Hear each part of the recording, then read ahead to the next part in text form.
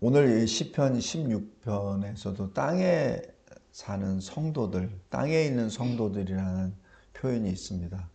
존귀한 자들이다. 생명의 길을 걸어가는 자다. 또 하나님과 함께 동행하기 때문에 늘 기쁨이 충만하고 즐거움이 있는 그런 존재라고 하죠. 그러나 이 세상에 사는 그 성도들의 모습은 사실 어찌 보면 정반대예요. 성도이기 때문에 박해를 받고 성도이기 때문에 슬픔에 젖어 있을 때가 사실 많죠. 우리 북한의 우리 탈북한 우리 지하교회 성도들 보면은 그들의 삶이 그렇잖아요. 그런데 이 다윗은 그들을 통해서 하나님의 은혜를 기쁨을 선포하죠. 제가 여기 쭉 이제 성경을 쭉 계속 몇 번 이렇게 보고 연구하고 강의하고 이러다 보니까 오늘 특별히 말씀에는 하늘에 있는 군대들이라는 것을 보았습니다. 왜냐면 이게 말씀을 쭉 읽다 보면은 어떤 때는 똑같은 말인데도 어느 순간에는 그 단어가 확 이게 드러나요. 그래서 오늘 하늘에 있는 군대들 19장, 계시록 19장에 있는 말씀을 봅니다. 하늘에 있는 군대에는 우리 대표적으로 천사들이 군대가 있죠. 근데 천군 천사라고 표현을 합니다. 근데 여기서는 하늘에 있는 군대들이라고 표현을 해요. 다시 해서 천사가 아니라는 것을 여기서 전까지만 해도 그렇게 생각을 안 했어요. 그런데 하늘에 있는 군대들, 거기에 대해서 다시 한번 주님 앞에 엎드리고 묵상하고 또 그 의미를 좀 보았습니다. 우리가 이게 이 신학적으로 보면은 칭의, 성화, 영화 아마 이렇게 세 개로 구분을 되죠. 그래서 칭의는 믿음으로 말미암아 하나님의 사람으로 칭함을 받은 거죠. 의인이라 칭함을 받았죠. 그 칭함을 받는 그 순간부터 우리는 거룩한 하나님의 사람이 되죠. 그래서 믿음으로 구원을 받는다는 것이 바로 그것을 행하죠. 근데 믿는 자는 변화가 있죠. 삶의 변화가 있습니다. 그래서 이 의인이라 칭함을 받은 자는 그 인생이 거기서 끝나는 것이 아니라 거기서부터 시작입니다. 그것이 그리스도 안에서 새로운 피조물이란 그렇게 표현을 하고 새 생명이라고 표현을 하고 거듭남이라고 표현을 합니다. 그래서 우리는 예수 그리스도를 믿음으로 말미암아 구원을 받은 자, 성도가 되었죠. 근데 그 순간으로 나의 인생이 끝난 것이 아니라 거기서부터 시작하는 것이죠. 그것이 성화입니다. 말 그대로 거룩하게 되어 가는 것이죠. 다시 얘기해서 칭의 받은 그 순간은 하나님의 사람으로 불림을 받았으나 그러나 아직 거룩한 당대가 아니에요. 그러나 하나님은 그 거룩하다 말을 해주고 의롭다 말을 해주십니다. 그것이 칭의의 순간입니다. 그래서 그 순간부터 인생의 끝이 아니라 인생의 새로운 시작이죠. 그것을 성화라고 하고 이 성화도 내가 뭘 거룩하게 하는 것이 아니라 하나님께서 나를 이끌어 주신다. 그래서 견인이라고 말합니다. 그래서 성화의 여정은 나의 자력이 아니라 성령께서 나를 붙잡아서 끌어주시는 삶. 그래서 견인입니다. 언제까지? 죽을 때까지. 다른 표현으로 주님 앞에 설 때까지. 또 우주적인 표현으로 예수의 재림 때까지. 그래서 그때까지의 그 삶이 견인 성화요.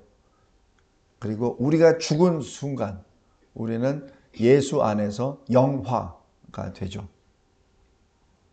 그래서 우리는 늘 주님의 은혜가 절대적으로 필요하고 주님의 견인, 이끌어 주심이 절대적으로 필요하고 주님이 이끄시는 성화의 길이 절대적으로 필요한 존재입니다. 다시 말씀드립니다.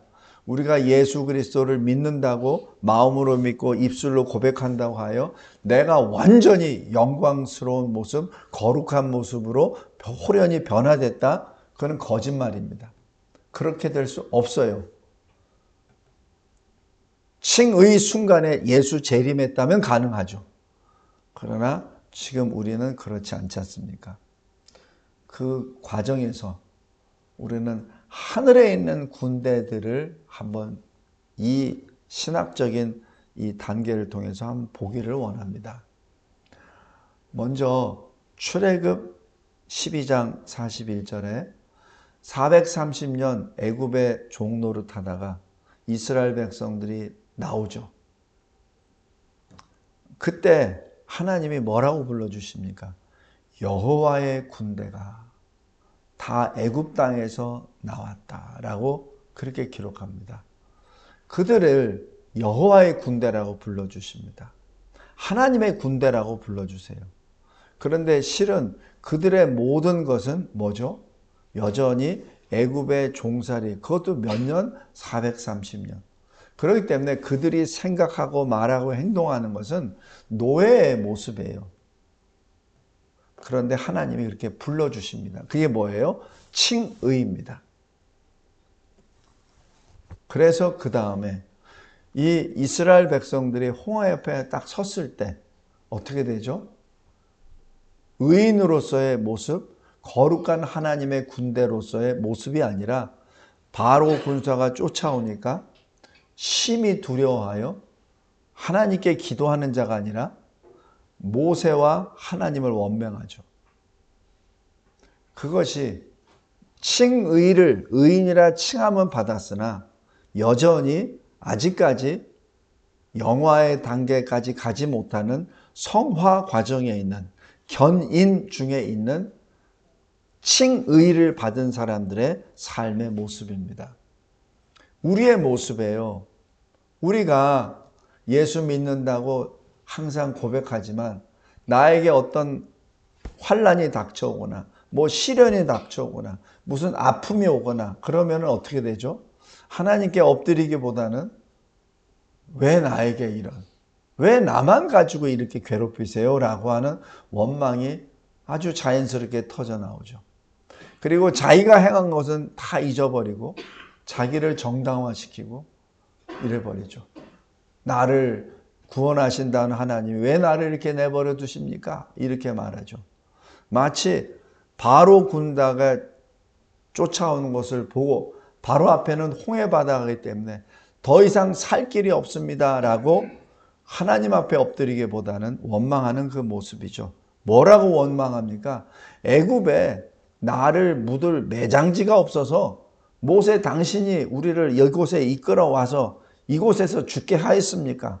우리 내버려 두라고 했잖아요. 왜 우리를 이렇게 성가시게 끄집어내서 우리를 죽입니까? 차라리 애굽 사람을 섬기는 것이 훨씬 낫잖아요. 왜 이렇게 우리를 죽게 놔뒀습니까? 라고 부르짖는 것이죠. 그리고 이러한 여정 가운데 하나님이 살려주십니다. 그리고 그들이 보는 앞에서 모든 애굽 군사들을 다 수장시켜 버리시죠. 성도 여러분, 그러나 하나님은 이들을 아직까지 430년 노예의 그 근성이 남아있기에 다시 40년 광야를 행진하죠. 그런데 광야 행진을 통해서 얼마나 많은 하나님을 대적하고 원망하는 일들을 많이 합니까? 이 고린도전서 10장에 이렇게 기록합니다. 하나님이 그들의 다수를 기뻐하지 아니하셨다. 광야에서 멸망시키셨다. 성도 여러분,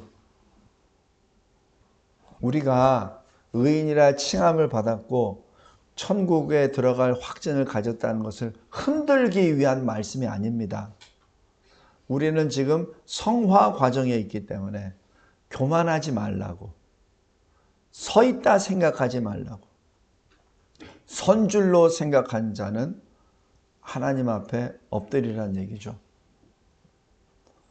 이러한 모든 것을 보고 광야 2세대는 믿음의 사람으로 거듭나기 시작했죠. 어떻게 알 수 있죠? 요단을 건널 때 그 범람하는 물을 그대로 밟습니다. 그 순간 물이 나눠졌죠. 1세대는 홍해 앞에서 원망하는 가운데 모세가 지팡이를 내리고 홍해가 갈라졌습니다. 그러나 2세는 요단강을 밟습니다. 그게 달라요. 40년 광야 행진의 결과입니다. 성화 과정의 결과이죠. 그리고 2세는 바로 요단을 건너가게 됩니다. 성도 여러분, 이것이 우리가 받은 칭의의 그 모습과 성화의 그 과정이기도 합니다. 두 번째, 하늘에 있는 군대들은 어떤 존재였습니까? 그럼에도 불구하고 성화 과정에서 하나님의 행하시는 그 놀라운 이적과 표적을 보면서 하나님의 나라를 이스라엘에서 세워주셨고 왕 다윗도 세워주셨고 했음에도 불구하고 하나님의 말씀에 순종하지 않죠. 그래서 어떻게 됩니까? 북이스라엘은 아수르에서, 남유다는 바벨론에 의해서 다 멸망당하고 끌려가 버리죠. 그래서 에스겔 36장에 그 표현을 뭐라고 하냐면 골짜기에 흩어진 뼈들이라고 표현을 합니다. 아예 그냥 흰 뼈들로 되어 있고 그 뼈들이 다 분리가 되어버린 상태죠. 하나님께서는 이 에스겔 선지자를 통해서 그 뼈들에게 다시 새 모습을 허락해 주십니다.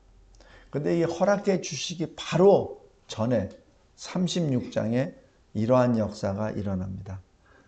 맑은 물을 뿌려서 정결하게 하시고 새 영과 새 마음을 주십니다. 여기서 새 마음은 새 심장을 말합니다. 새 심장은 뭐예요? 새 심장의 반대는 뭐예요? 굳은 심장이죠. 그러니까 심장이 뛰지 않는다는 얘기죠. 심장이 안 뛰니까 하나님의 말씀을 줘도 순종을 안 해. 왜? 말씀을 받으면 심장이 뛰어야 되는데 말씀을 받았는데도 심장이 안 뛰어. 그러니까 말씀 100번 들어와도 뭐합니까? 아무 소용없지. 돌에다가 말씀을 줘보십시오. 그 돌이 뛰나? 아무 소용이 없죠. 그런 모습입니다. 그것이 에스겔 36장의 모습입니다. 그래서 하나님이 새 영을 주시고 새 심장을 주시죠. 왜? 하나님의 말씀을 지키게 하도록. 그래서 하나님의 백성이 되도록. 그것이 에스겔 36장입니다. 그 결과 하나님의 백성이 되도록. 성도 여러분, 우리가 예수 그리스도를 믿음으로 말미암아 의인이 되었습니까?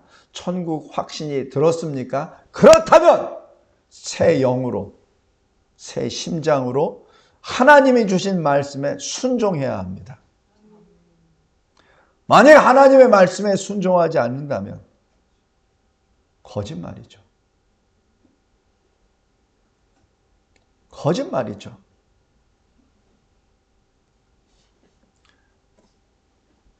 에스겔 37장에 하나님께서 눈으로 다 보여주세요. 에스겔 선지자에게 말씀합니다. 내 말을 전하라, 선포하라, 그걸 대언하라, 또 다른 말로 예언하라 라고 말씀하시죠. 하나님이 주신 말씀을 그대로 선포합니다. 그러자 그 말씀이 생명의 기운이 되어서 그들에게 들어가고 그 뼈가 연결이 되고 살이 붙고 가죽이 붙고 그리고 거기에 커다란 군대가 됩니다. 성도 여러분, 이것이 큰 군대, 바로 하나님의 군대들이죠. 이러한 역사를 에스겔 36장, 37장에서 직접 우리에게 보여주십니다. 그 다음에 이 모든 일을 행하시고 만드시고 성취하시는 분이 누구세요? 바로 하나님이십니다. 그 하나님이 이렇게 말씀하십니다. 에스겔 37장 14절에 내 영을 너희 속에 두고 너희가 살아나게 하고 내가 또 너희를 너희 고국 땅에 두리니 나 여호와가 이 일을 말하고 이룬 줄을 너희가 알리라. 성도 여러분, 제가 이 구약이나 이 신약을 쭉 읽다 보면은 자꾸 결론이 어디로 가냐면 계시록으로 들어가요. 지금 현재 우리 66권을 읽는 중에 65권을 쭉 읽어보면 대부분이 과거이죠. 그러나 이 66권 마지막 요한계시록은 우리가 아직 가보지 못한 바로 그 세계입니다. 네, 65권까지 쭉 나오는 여러 가지 질문들이나 어떤 예언이나 말씀들의 결론이 바로 계시록 66권에 들어갑니다. 그것이 바로 하늘에 있는 군대들이 입고 있는 복장입니다. 우리가 보통 군대라고 하면 어떤 옷을 입어요? 군복을 입잖아요. 옛날로 하면은 갑옷을 입고, 요즘으로 얘기하면 뭐 방탄조끼 입고, 그 다음에 여기 야시경 뭐고, 뭐 총을 들고, 뭐 이렇게 하잖아요. 헬멧을 쓰고. 그게 보통 군대 모습입니다. 그런데 계시록 19장 오늘 본문에 나와 있는 하늘에 있는 군대들의 복장은 그렇지 않아요. 희고 깨끗한 세마포 옷입니다. 여기서 흰 세마포 옷은 보통 여기 이스라엘 사람들이 좀 부유한 사람들이 흰 옷을 입은 집 안에서 입는 어떤 그 옷이라고 봅니다. 또 이 제사장들이 그 겉옷을 입기 전에 입는 옷이 바로 세마포 옷입니다. 굉장히 가볍고 비싸고 그리고 깨끗한 옷이죠. 그래서 제사장이 그 제사장 직무를 하기 전에 제일 먼저 입는 것이 바로 세마포 옷입니다. 그런데 하늘에 있는 군대들이 이 옷을 입었다는 얘기입니다. 또 전쟁하러 가는 군대가 흰 옷을 입고 가요. 그리고 그 머리에 투구를 쓴 것이 아니라 헬멧을 쓴 것이 아니라 관을 쓰고 갑니다. 누구를 본받아서? 앞에 가시는 하나님의 말씀의 복장 똑같이. 또 말도 흰 말을 타요. 성도 여러분, 전쟁할 때 백마는 타는 게 아닙니다. 백마를 타면은 바로 눈에 보여요. 바로 타겟이 됩니다. 그래서 이 왕들이나 지휘하는 장군들은 백마 안 탑니다. 바로 화살에 날아가잖아요. 표적이 되잖아요. 그런데 하나님의 말씀 예수 그리스도의 재림의 모습은 정반대예요. 백마를 타고 관을 쓰시고 그리고 흰 옷을 입으십니다. 누구든지 다 보라고, 누구든지 다 공격할 수 있는, 그리고 뒤에 같이 따라오는 하늘의 군대들도 똑같은 그런 모습들이죠. 이상하지 않습니까? 이것은 전쟁이 아닙니다. 심판입니다. 그런데 사탄, 마귀, 옛뱀, 그리고 그 사탄에 의해서 바다에서 올라온, 땅에서 올라온 짐승들은 그렇게 생각 안 하죠. 전쟁이라고 생각하고 아마겟돈 전쟁이다 라고 해서 하나로 뭉치자 라고 말을 합니다. 그러나 그것은 전쟁이 아닙니다. 심판입니다. 오늘 여러 가지 주제 가운데 이 하늘에 있는 군대들에 대해서 초점을 맞추기 때문에 그것만 보겠습니다. 그렇다면 빛나고 깨끗한 세마포 옷은 무엇을 말합니까? 계시록 19장 8절에 이는 성도들의 옳은 행실 이렇게 기록합니다. 여기 옳다는 헬라어의 원어로 하면은 의로운 뜻입니다. 성도들의 의로운 행실입니다. 성도 여러분, 우리 꼭 기억하시기 바랍니다.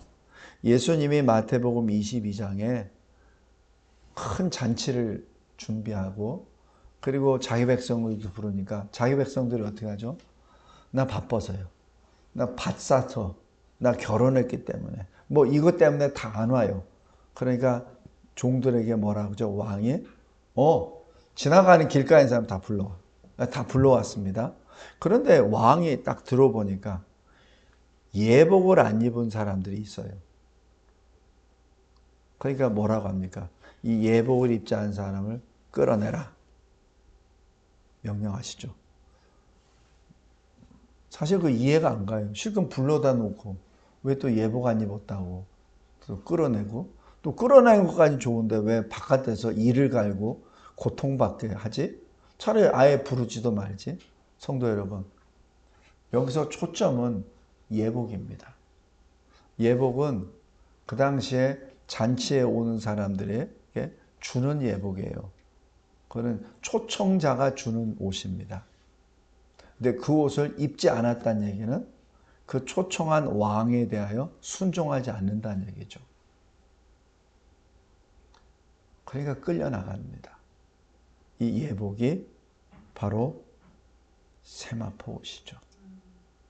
빛나고 깨끗한 세마포 옷입니다.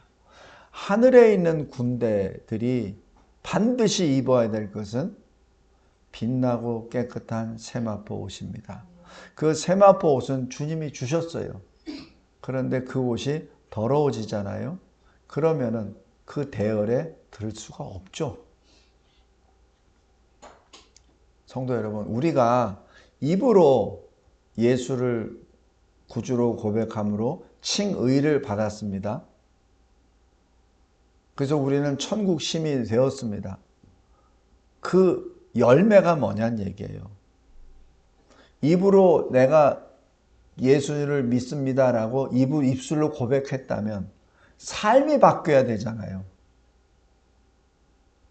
삶이 바뀌지 않고 의로운 행실이 나타나지 아니하면 하늘에 있는 군대에 들어갈 수 있습니까? 없습니까? 못 들어갑니다. 명심하시기 바랍니다. 제가 누차 말씀드립니다. 그냥 예수를 마음으로 믿고 입술로 고백합니다. 천국이야, 천국의 심이냐, 할렐루야. 그러면서 자기 삶은 원래 과거에 살던 대로 똑같이 살아.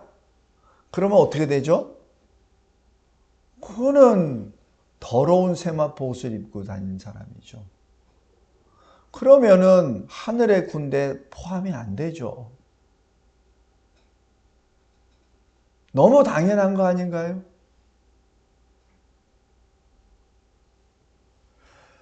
성도들의 의로운 행실 중요합니다. 그래서 데살로니가 전서 1장 3절에 믿음으로 일하라. 믿음의 역사. 사랑으로 수고하라. 동시에 뭐예요? 예수 그리스도에 대한 소망으로 인내하라. 라고 나옵니다. 그래서 여기 데살로니가 서에서도 나오잖아요. 하나님의 사랑과 그리스도의 인내를 배우라라고 하잖아요. 그리스도는 누구예요? 하나님의 아들이시잖아요. 그런데 왜 하나님의 사랑과 그리스도의 인내를 배우라고 하죠? 예수 그리스도께서 십자가에 달려 죽으시기까지 하나님의 말씀에 순종은 바로 인내였습니다. 끝까지 참고 견디는 것이죠. 그 말씀에 순종하는데 끝까지 생명을 다하기까지 인내하신 것이죠. 그것을 배우라는 얘기입니다. 그것을 다른 말로 계시록 14장 12절에 하나님의 계명과 예수에 대한 믿음을 지킨 자입니다. 성도 여러분, 특별히 우리 다음 세대 여러분, 우리 청년, 우리 학생들 꼭 기억하시기 바랍니다. 하나님의 계명을 지키는 것은 율법주의자가 되는 것이 아니에요. 예수에 대한 증거, 믿음을 가진 자를 의미합니다. 그것을 계시록 12장 17절에 이렇게 말합니다. 여자의 남은 자손이라고. 하나님의 계명을 지키며 예수의 증거를 가진 자, 이렇게 말합니다. 삶이 바뀐다는 얘기예요. 그래서 그것을 옛사람은 벗어버리고 새사람을 입으라라고 그렇게 에베소서 골로새서에서 계속 말씀하는 것이 바로 그겁니다. 예수 믿음으로 구원받습니다. 아멘. 할렐루야입니다. 나는 예수를 믿음으로 천국 시민이 되었습니다. 아멘. 맞습니다. 그렇다면 새 사람이 되라는 얘기죠. 예수 믿기 전과 믿은 다음에 삶이 똑같다. 그런 문제가 있는 겁니다. 이 문제에 대해서는 다른 사람 얘기할 거 없어요. 나 자신과 하나님을 보면 됩니다. 뭐 다른 사람 보고 저 사람은 어떤데요? 저 사람은 어떤데요? 이런 얘기 하지 마십시오. 저 장로는 뭐하고 저 목사는 뭐하고 이런 얘기 하지 마세요. 지금 구원에 관한 문제는 나와 하나님과의 관계지 다른 사람 평가 얘기하지 마십시오. 그거는 사탄의 괴계에 넘어가는 겁니다. 나 저 사람 때문에 교회 안 나가. 나 저 장로 때문에 나 교회 안 나가. 그런 얘기 하지 마세요. 그런 얘기 절대 하지 마십시오. 하나님과 나와의 문제입니다. 그것을 다시 말로 계시록 22장 14절에 이렇게 말합니다. 자기 두루마기를 빠는 자들은 복이 있도다. 자기 두루마기가 뭐예요? 아까 그 예복하고 똑같은 말입니다. 하나님이 두루마기를 주셨어요. 어떤 두루마기? 의의 두루마기를 주셨어요. 어떻게? 예수님이 입으신 두루마기. 그래서 나의 죄의 두루마기를 주님이 가져가시고 그리고 주님의 의의 두루마기를 나에게 주셨어요. 신학적으로 이것을 이중전가라고 말합니다. 영어로 imputation이라고 합니다. 성도 여러분, 계시록 22장 마지막 이 성경을 마지막 이 결론을 맺으면서 두루마기를 빠르라라고 얘기합니다. 누구 두루마기? 네 두루마기. 다른 사람 두루마기 자꾸 이야기하지 마. 그거는 그 사람들이 문제지. 너의 두루마기를 빠르라니. 나의 두루마기를 빠르라니. 뭘로 빠르냐는 얘기예요. 아까 뭐라 그랬어요? 희고 깨끗한 세마포 옷은 뭐라 그랬죠? 의로운 행실이라고 했죠. 의로운 행실. 의가 뭐예요? 바로 예수 그리스도께서 행하신 것. 예수 그리스도. 바로 그것이 한 의잖아요. 예수 그리스도를 본받으라는 말이 바로 거기에 있습니다. 그래야만 생명나무에 들어갈 수 있는, 영생에 들어갈 수 있는, 천국에 들어갈 수 있는, 저 새 예루살렘 성에 들어갈 수 있는 자격이 있다는 것을 의미합니다. 그 사람들이 바로 속량함을 받은 자들입니다. 새 노래를 부르는 자들이죠. 근데 새 노래를 부를 때 어떤 노래? 거짓이 없고 흠이 없고 또 어린 양 주 예수 그리스도께서 어디로 인도하든지 순종하며 따라가는 자들이죠. 오늘 여기 하늘에 있는 군대들이 지금 누구를 따라갑니까? 하나님 말씀을 따라가잖아요. 누구를 어떤 모습으로 따라갑니까? 하나님 말씀 그 모습대로 따라가잖아요. 백마를 타잖아요. 흰옷을 입잖아요. 머리에 관을 쓰잖아요. 예수님처럼 똑같이. 이렇게 말할 겁니까? 주님, 지금 전쟁터에 가시는데 흰옷을 입으면 어떻게 됩니까? 위장복을 입어야죠. 주님, 전쟁터에 가는데 이 방탄 헬멧을 써야 되죠? 그렇게 말할 겁니까? 아니에요. 어린 양이 어디로 인도하든지 가는 자입니다. 넷째로, 하늘에 있는 군대들은 증인입니다. 바로 하나님의 말씀의 증인입니다. 제가 계속 말씀드립니다. 마지막 소위 전쟁이라고 하는 아마겟돈 전쟁은 전쟁이 아니라 심판입니다. 그 심판 앞에 섰을 때, 지금 이 계시록에서는 19장에 뭐라고 하죠? 하나님의 말씀의 입에서 나온 검으로, 이한검으로 다 쳐버린다. 철장으로 다 부순다. 그의 발로 밟아버린다. 이렇게 말씀하시죠. 거기에 하늘의 군대는 뭘 하죠? 하늘의 군대는 아무것도 안 합니다. 하늘의 군대는 거기서 주님이 행하신 것을 보고 있죠. 성도 여러분, 심판은 주님의 영역입니다. 성도들의 영역이 아니에요. 단지 하늘에 있는 군대라고 불러주시고 주님을 본받는 자로 삼아주시죠.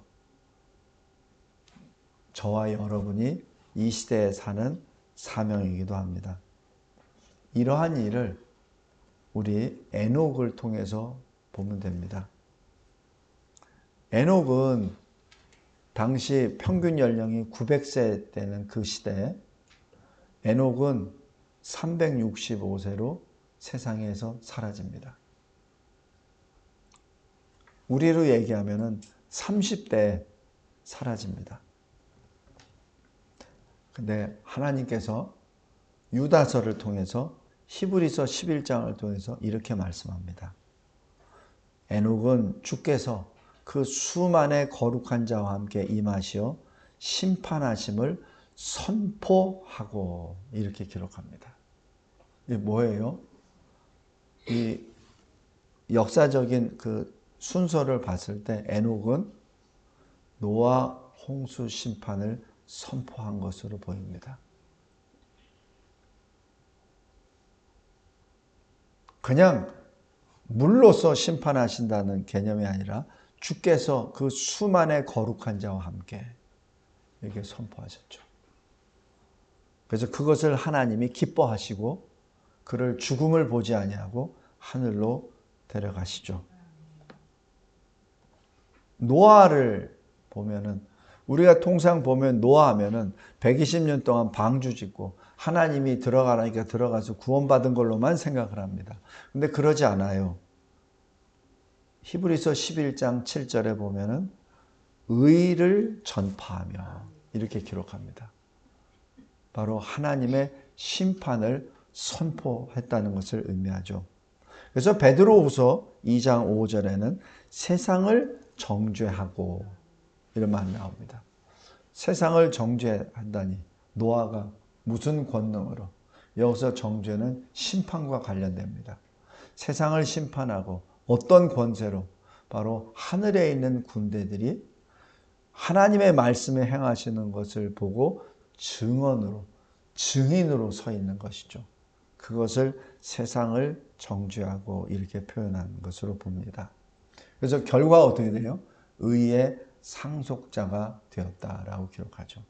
성도 여러분, 우리가 그러한 사명을 받은 자들입니다. 우리가 에녹과 노아가 받은 그 사명을 받은 그러한 증인입니다. 오늘 여기 주보에는 거기까지만 기록되어 있습니다. 근데 다섯째로 하늘에 있는 군대들은 단수가 아니에요. 보통 우리가 군대라고 하면 군대라고만 하죠. 근데 잘 보면 복수로 되어 있습니다. 그 얘기는 계시록 7장에 인침을 받은 12지파 14만 4천 다수죠. 각 지파 12개의 지파를 말하죠. 그 다음에 다른 표현으로 각 나라와 백성과 족속과 방언에서 온 셀 수 없이 많은 그 사람들. 흰 옷을 입고 두 손에 종려가지를 달고 보좌 앞과 어린 양 앞에서 예배를 드리는 바로 그 무리들 말입니다. 이들이 하늘에 있는 군대들입니다. 그러한 사람들을 예수님이 미리 다 말씀해 주세요. 마태복음, 마가복음에 이렇게 말씀하십니다. 하늘 이 끝에서 저 끝에서 사방에서 주의 택하신 자들을 모으리라. 마가복음 13장에서는 주께서 천사들을 보내셔 주께서 택하신 자들을 땅 끝으로부터 하늘 끝까지 사방에서 모으리라. 이것이 하늘에 있는 군대들입니다. 말씀을 맺겠습니다. 우리는 하늘에 있는 군대들입니다. 여기에 우리가 보통 신학적으로 이러이러한 단계를 이렇게 만들어서 설명을 하는데 너무 거기에 얽매이지 마십시오. 우리는 그리스도 안에서 구원을 받은 의인이었고 거룩함을 입은 성도입니다. 그러나 그러기에 더욱더 주님 앞에 간절히 기도하는 하늘의 군대들입니다. 주님이 어디로 가든지 따라가죠. 주님이 어떤 옷을 입으실 때 우리는 그 옷을 입고 따라갑니다. 그것이 하늘에 있는 군대들입니다. 기도하겠습니다. 감사하고 감사합니다. 하나님이 주시는 이 계시록 19장을 통하여 다시 한번 창세기로부터 계시록에 이르기까지 주님이 우리에게 계시하시는 그 신비를 다시 한번 눈으로 배웁나이다. 귀로만 들었었던 우리의 정체성을 이제는 하나님의 말씀을 따르는 하늘에 있는 군대들로 우리의 정체성을 보여주심에 감사합니다. 이 시대에 에녹처럼 또 노아처럼 그리고 계시록 11장에 나와 있는 두 증인처럼 마지막 주님이 오시는 바로 그날, 주의 날, 그 순간까지 깨끗하고 흰 세마포 옷을 입고 주님과 함께 동행하는 우리 모두가 되게 하옵소서. 예수 그리스도의 이름으로 기도드리옵나이다. 아멘.